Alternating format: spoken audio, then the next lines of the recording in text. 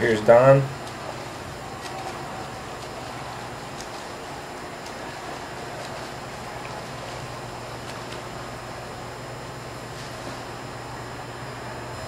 So you have a good body position.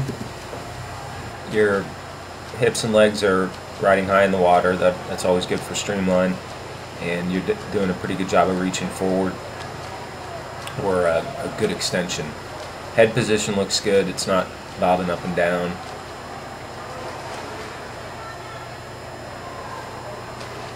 With the reach, I think we discussed this.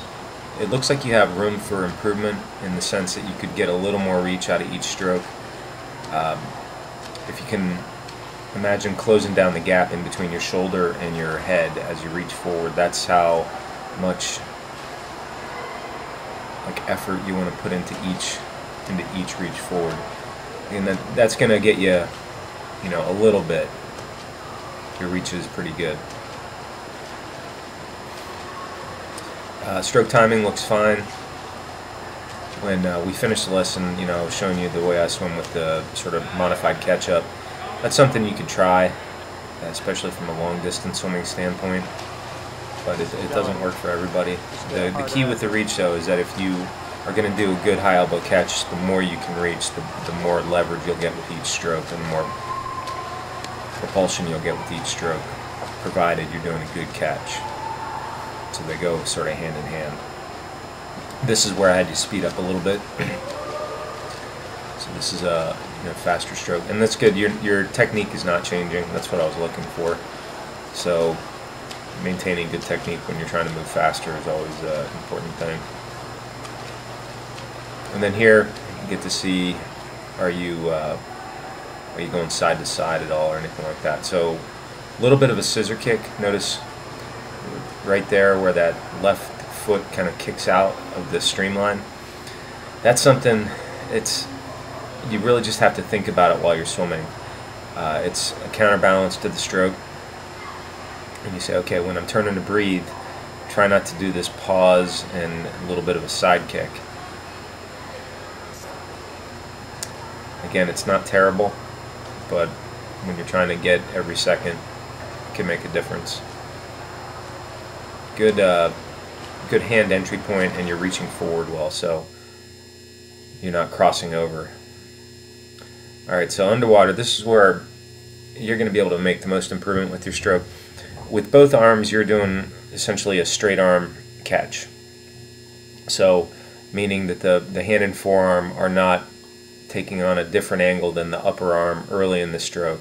At a couple points during the stroke, you do get more of a high elbow, and I have freeze frames here at the end of the video so you can see that.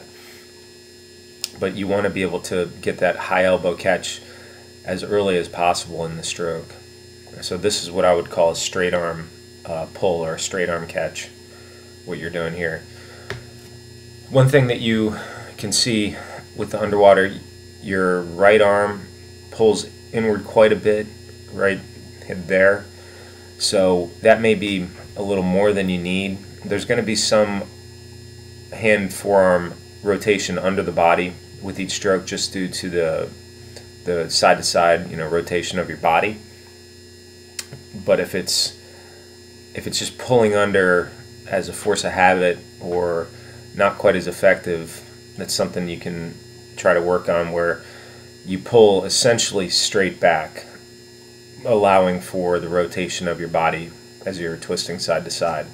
If you recall the discussion of the columns going through your shoulders, you want those hands to stay in the column. So yours are in it. They're just like going from one edge to the other. So it may or may not make a difference. You can try that and see how the times work. So left arm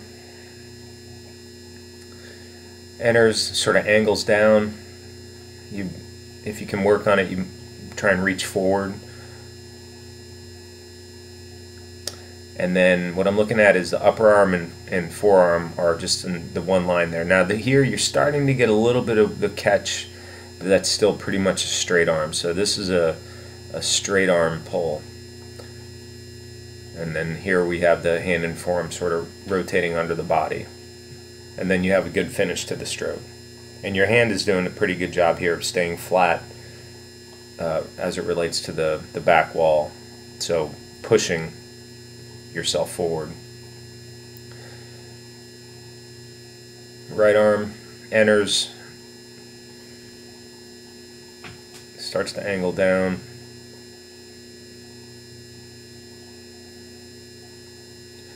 So also mostly a straight arm catch here.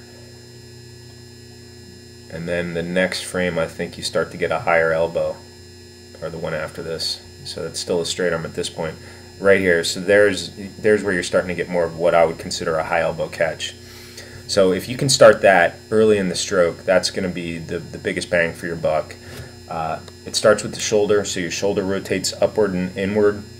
The elbow will rotate outward, and then your hand and forearm angle vertical relative to the bottom of the pool.